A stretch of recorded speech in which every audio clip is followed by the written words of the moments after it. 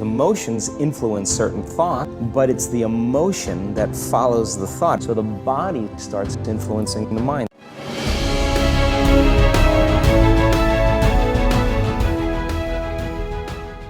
The stronger the emotional reaction you have to some experience in your life, the higher the emotional quotient, the more you pay attention to the cause. And the moment the brain puts all of its attention on the cause, it takes a snapshot. And that's called a memory. So long-term memories are created from very highly emotional experiences.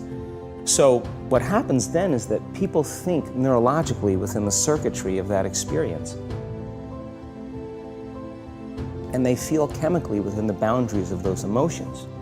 And so when you have an emotional reaction to someone or something, most people think that they can't control their emotional reaction. Well, it turns out if you allow that emotional reaction, it's called a refractory period, to last for hours or days, that's called the mood. You say to someone, hey, what's up? You say, I'm in a mood. Well, why are you in a mood? Well, I had this thing happen to me 5 days ago and I'm having one long emotional reaction. If you keep that same emotional reaction going on for weeks or months, that's called temperament. Why is he so bitter? I don't know, let's ask him. Why is he so bitter? Why are you bitter? Well, I had this thing happen to me 9 months ago. And if you keep that same emotional reaction going on for years on end, that's called a personality trait. And so learning how to shorten your refractory period of emotional reactions is really where the work starts. So then people, when they have an event, what they do is they keep recalling the event because the emotions of stress hormones, the survival emotions, are saying pay attention to what happened because you want to be prepared if it happens again. Turns out most people spend 70% of their life living in survival and living in stress. So they're always anticipating the worst case scenario based on a past experience. And they're literally, out of the infinite potentials in the quantum field, they're selecting the worst possible outcome and they're beginning to emotionally embrace it with fear. And they're conditioning their body into a state of fear. Do that enough times, body has a panic attack without you. You can't even predict it because it's programmed subconsciously. So then you say to the person, why are you this way? And they'll say, I am this way because of this event that happened to me 15 or 20 years ago. And what that means from a biological standpoint is that they haven't been able to change since that event. So then the emotions from the experience tend to give the body and the brain a rush of energy.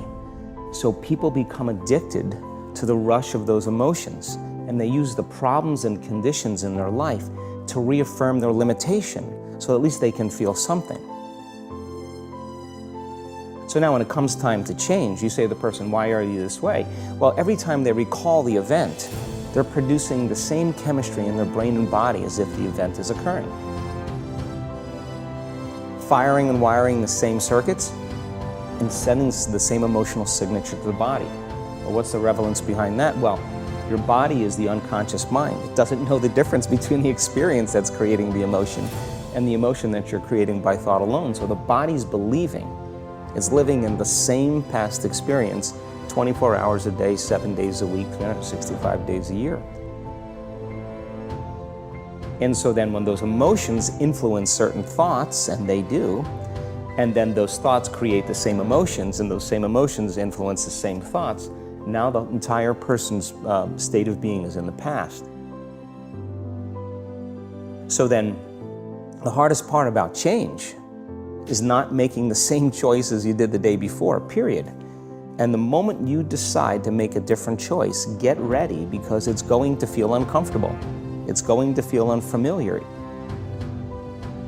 The bigger thing is that we keep firing and wiring those circuits, they become more hardwired. So you have a thought and then the program runs.